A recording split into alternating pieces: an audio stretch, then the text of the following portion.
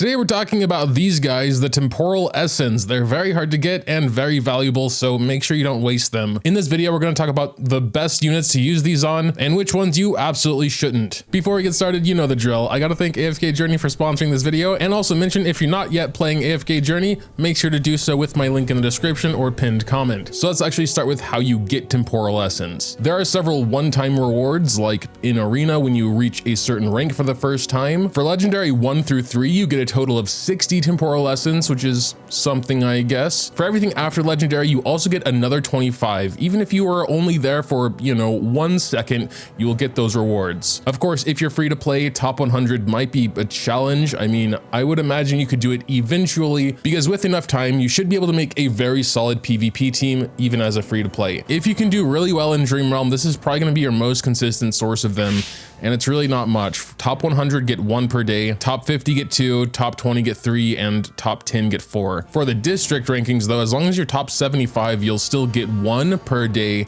and if you can make it up to top 15%, you get 2 per day. There are various other one-time rewards like the Legend Trial, you get a few there. Trial of Abyss, which I finished, it's not here anymore, but you get a few there. The Primal Lords, which my server has defeated already, but we will be getting a new one in 21 days here. You can get a few from your guild every week via the guild chest here, if you choose the exclusive equipment resource anyway. And finally, if you're not free to play, the shop. Outside of special pop-up offers, this is the best consistent deal I've seen so far. You can buy 2 every 2 weeks. And yeah, 100 Temporal Essence is going to take a very long time to acquire. I have heard we will eventually get them somewhere in the Emporium, which you can buy, for free resources you gather. But as it's currently not here yet, I couldn't tell you when or if that's going to happen. This is all just to emphasize what I said at the beginning. Temporal Essence are very rare and they're very hard to get. Before we actually get into recommendations, I do want to go over some basics. So the only thing you can use these Essence on is increasing the level of Hero's special weapon. Heroes unlock this special weapon once they get to Mythic Plus. So if you're a newer player, you might not even know what I'm talking about. Raising a weapon does 2 main things. First of all, increases the character's stats. Some or all of these will go up every level, and then every 5 levels you unlock a special passive. The cost from +0 to +5 is actually very manageable, which is why pretty much all of my heroes that I use are at least 2-star here or +5, mainly because it only uses the blue essence. Those are easy to get as long as you don't mind giving up some pulls here and there, since you can get up to 40 every single day with diamonds. +5 to +10, you do need 75 Temporal Essence. I would definitely get some of your used heroes to +10 if it's worth it, which is what we're going to talk about. And then +10 to +15 costs 200 Temporal Essence.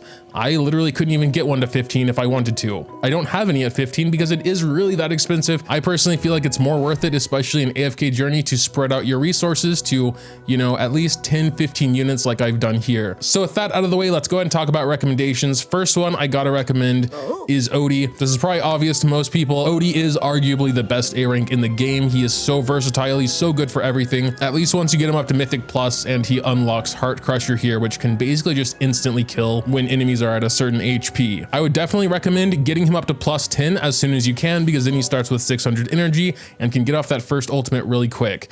Also, of course, every level gives him more stats, which is good. I do think he is worth +15, but not until you at least get a good solid chunk of +10s first. Next up, we have Thoran, probably the best tank in the game, especially for PvP. You will not find someone in PvP without a Thoran, so I actually don't think the abilities here are all that important. You're mainly getting his weapon levels for stats here. And while we did get him up to +10, the common advice I've heard is to stop at +8 when you're mainly just going for stats. And that's because 5 to 8 is relatively cheap, and sometimes those last 2 levels and the essence required just aren't worth the ability you get. So I do think Thoran is a very worthy investment for the stones. Just get him to +8. Iron's another one of those heroes you basically won't not see in high level PvP, but he's also good for pretty much anything that has AoE, like the AFK stages and just basically everything besides Dream Realm. In his case, of course, the stats are nice, but you do want to get him to +10 for this increased immobilization to 6 seconds here. If you're newer to the game, you can, of course, stop at +5 and get your Odie to +10 first. +10, though, is ideally where you want him in the long run. Rainier, if you do happen to have a Mythic Plus, his +10 is very worth it as well. It'll reduce the position switch to allies damage taken by 25%. Typically in Dream Realm or other content where you'd use Rainier,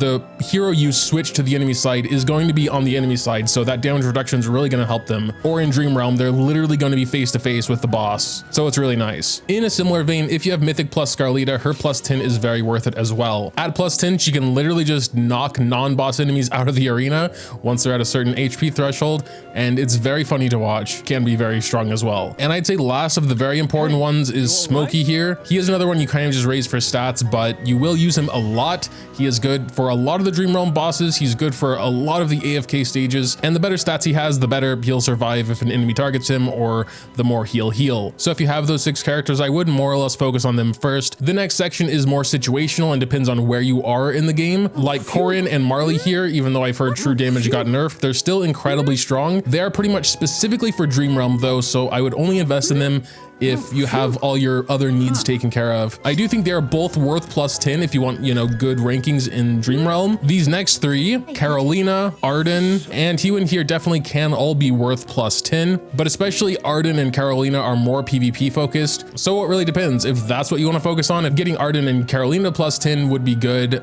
Hewen, you know, is good for other stuff as well. She's just a general healer. She is a little slow though, and her plus 5 at least does start her off with 300 initial energy, so it helps her get that first heal off a little faster. Shakir is another interesting character if you have him at Mythic Plus. I don't yet. Again, like most of the ones we've been talking about in this section, I don't think he's a high priority, but he actually becomes a very interesting buffer once you get him up to plus 10. As for Vala, she was my very first Supreme Plus. Of course, I got her to plus 10, and I actually did use her a lot, so I don't regret getting her to plus 10, but I would personally only get her to plus 10 if you're planning on maining her in PvP. And to be honest, I do think if you're very late game, there are better teams, and in very certain situations, I do think no matter what, she is worth plus 8 for the stat increase. And these very specific situations include Primal Lords. Once they're under 50% HP, she will be permanently in sword mode, which is much stronger, and she's going to be one of the best DPSs in this case. Dream Realm, if you're not at Endless yet, and you can quickly make it to 50%, so she goes into sword mode. And the bosses in Battle Drills, pretty much the same story. Like the Giant Golems here is at 54%.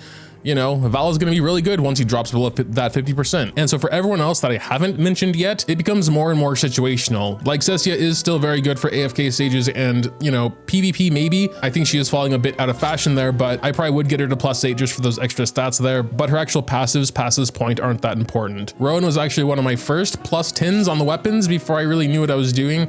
I don't think it's very high priority at all, actually. I mean, Rowan is an incredibly good and useful unit. It's just his weapon is not that great. And from there, it's really just gonna come down to who you're using a lot. Like I got Maya and Tandra to plus 5 because I'm using her a lot in the AFK stages, and I definitely think that was worth it. Gave her some extra stats, which is important for a tank, and also some energy recovery for the one she rushes towards. Damien's also kind of insane, probably the fastest one that can actually get to healing your characters in an AoE. He probably will be one of the next ones I get to plus 10 there, because haste is also an incredibly strong buff, and we get an extra 10 haste here at plus 10. I got my Florabella to plus 10 mainly just because she was new and I liked her. I think she is actually a pretty decent character. I use her in some of my PvP comps. I'm really not sure she's worth plus 10 as a high priority, but yeah. Also is kind of in a similar vein. I haven't gotten her to plus 10 yet, but I think I will eventually. She's not a very high priority for me, but I actually do use her quite a bit, and sometimes she really surprises me, like being by far the most damage in a decent CC team. So if anything, I might just get her to plus 8 or plus 10 for some extra stats, because